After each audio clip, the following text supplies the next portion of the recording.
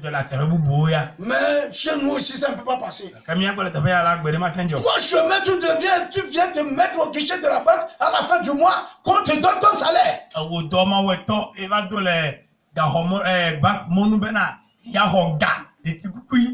Quel ministère te paie?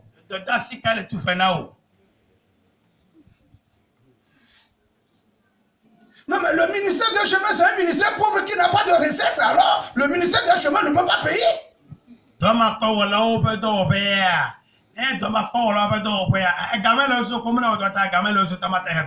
Tout ministère qui travaille en masse derrière ou bien fait des recettes. Et ces recettes serviront à payer. Alléluia. Je ne me carte pas trop. Mais je reviens encore aux Écritures. Et Job, Dieu nous donne une leçon par Job. Et les amis de Job étaient là. Tout le monde était dans son sens. Mais la connaissance au début était primaire. La connaissance au début était primaire. Tout ce que nous savons, Dieu a dit ceci, c'est comme ça. Ça ne peut pas être ceci. Dieu ne peut pas faire ceci. Écoutez, Dieu n'a pas demandé notre avis avant de créer le monde. Il l'a créé par sa souveraineté. Dieu est souverain. Et il est libre de faire tout ce qu'il veut. Mais tout ce qu'il fait est à l'avantage de l'homme. Je vous avais donné une illustration ici. Et c'est l'homme de Dieu, Renard Bonk, qui a donné l'illustration. Il a donné le thème, ou bien le titre du thème, Remember the Chicken. On dit il y avait un hôtel, il y avait un gérant, et ce gérant-là, ou bien ce chef de département, avait des gens dans sa division. C'est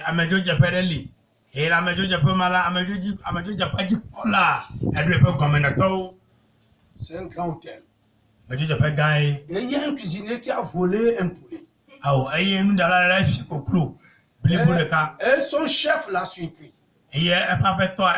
Quand son chef l'a surpris, il dit pardon. Le chef dit non. Ce n'est pas affaire de pardon. Nous allons trouver une formule tout de suite. Et c'est ici la formule. Pour que je ne te crée pas de problème, auprès du grand patron, tu travailles à tes heures et tu viendras travailler aussi à mes heures. Et le gars, il fait des heures supplémentaires sans être payé. Et le chef prend. Il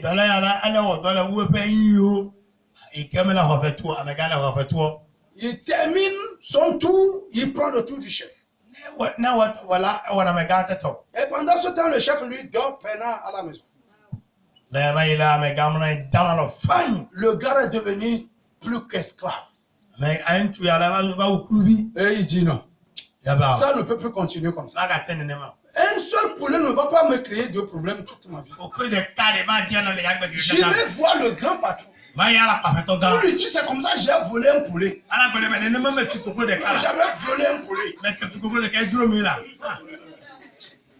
Même maintenant, je me répands. Je ne vais plus le répéter. Et il est parti voir le grand boss. Le grand boss, il dit, qui t'a vu?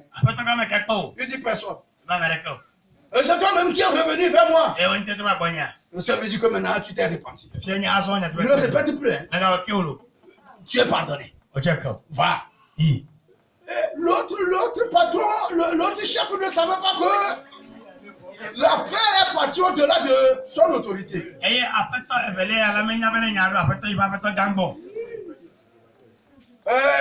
L'heure supplémentaire, lui aussi n'est pas venu.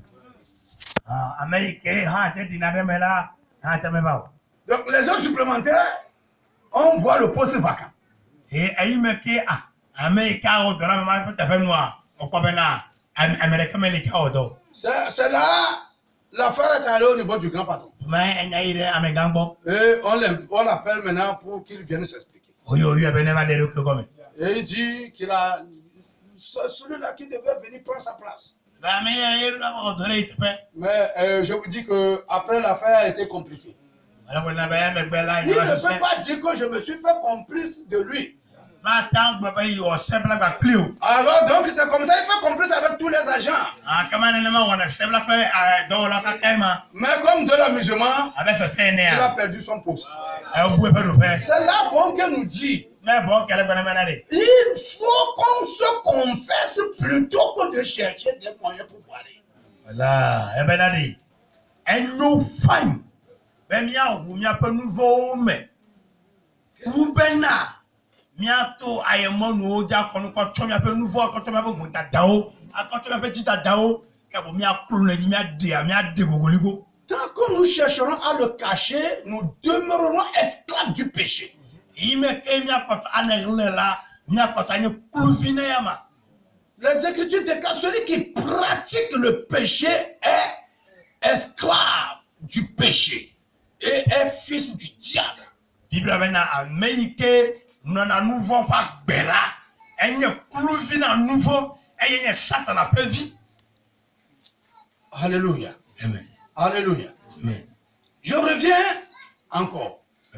Les amis de Job trouvaient que non, Job aurait fait quelque chose. Qui est un péché. D'autres même ont demandé à Job. Job a une fois vu un innocent souffrir comme ça.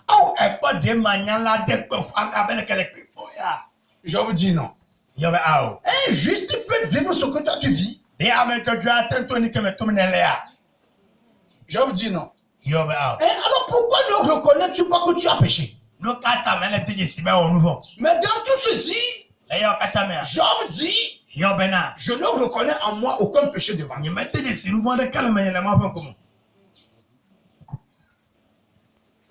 Alors pour les amis, Job est orgueilleux. Il est hautain. Il est hautain. Non. Nous devons comprendre. Peut-être ce que tu traverses, ce n'est pas un péché. Hein? Ce n'est pas la conséquence d'un péché. Mais c'est ton écriture. Ce qui est écrit de toi, c'est ce que tu es en train de traverser. Le Seigneur veut ôter certaines choses de toi. Mais on doit te faire passer par là. C'est pour que tu acquiers d'expérience. Alléluia. Amen. Alléluia. Amen. Praise the Lord. Hallelujah. C'est là l'ami de Job, Eliphaz, dit, Job, réconcilie-toi avec Dieu. Répands-toi devant Dieu. Confesse-toi à Dieu pour avoir la paix. Reviens à la parole pour avoir la paix. Aujourd'hui, ce n'est plus à Job que cela est dit. Mais c'est à toi et à moi. Nous devons revenir maintenant à la parole. Nous devons obéir à la parole. Nous devons vivre la parole. Nous devons accepter la parole. Nous devons aimer la parole. Nous devons nous soumettre à la parole pour pouvoir avoir la paix. À partir du moment où nous sommes un produit de parole, si nous rejetons la parole, nous sommes en train de nous faire la guerre. Alléluia. Un carburateur qui permet de tourner un moteur. Et le moteur dit qu'il n'a plus besoin d'être en relation avec le réservoir d'essence.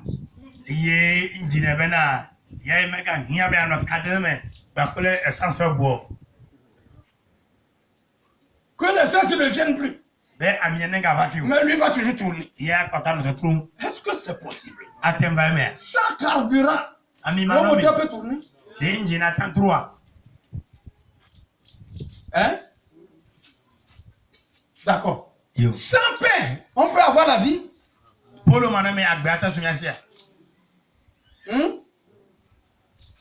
Et pourtant, c'est ce que nous faisons. On ne veut pas la parole, mais on veut vivre. Ce serait une vie par le souffle de Dieu. Ce ne serait pas la vraie vie.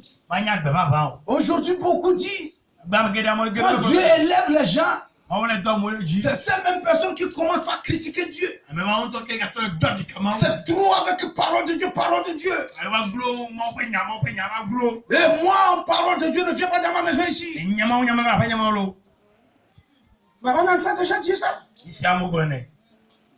C'est ce que Jésus disait. Laisse les morts enterrer leurs morts. Quelqu'un comme ça, c'est un mort. C'est pas parce qu'il a un veste qu'il est vivant. Non, c'est un mort.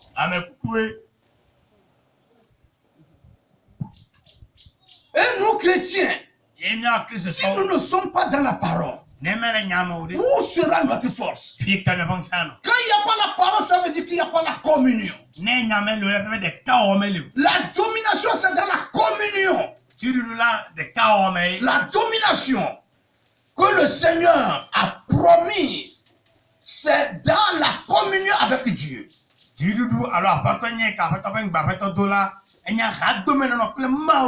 Si nous sommes en communion avec Dieu, cela veut dire que nous sommes unis à Dieu. Alors nous pouvons dominer. Mais si nous ne sommes pas en communion avec Dieu, cela veut dire que nous sommes séparés de Dieu. Et d'autres choses peuvent nous dominer.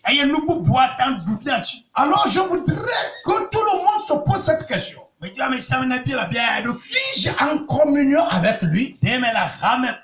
Suis-je séparé de lui ou bien suis-je uni à lui? Si nous rejetons la parole, nous sommes séparés de lui. Mais si nous acceptons la parole, nous sommes soudés à lui. Il dit, moi je suis le cep. Et vous, vous êtes les sarments. Tout sarment qui reste attaché à moi va produire des fruits. Mais tout sarment qui sera coupé ne pourra pas produire. Alors je voudrais encore réveiller l'attention de nous tous. Que nous devons retourner à la parole. La parole, c'est Dieu lui-même. Et la parole est faite chair. Et a habité au milieu de nous. Dans sa gloire comme la gloire d'un fils unique. Alors ce midi, qu'est-ce que Dieu nous a dit et qu'on veut rejeter parce que les situations deviennent plus difficiles?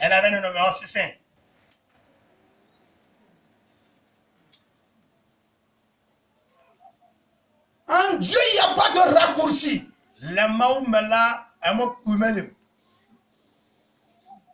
En informatique, on peut avoir des raccourcis.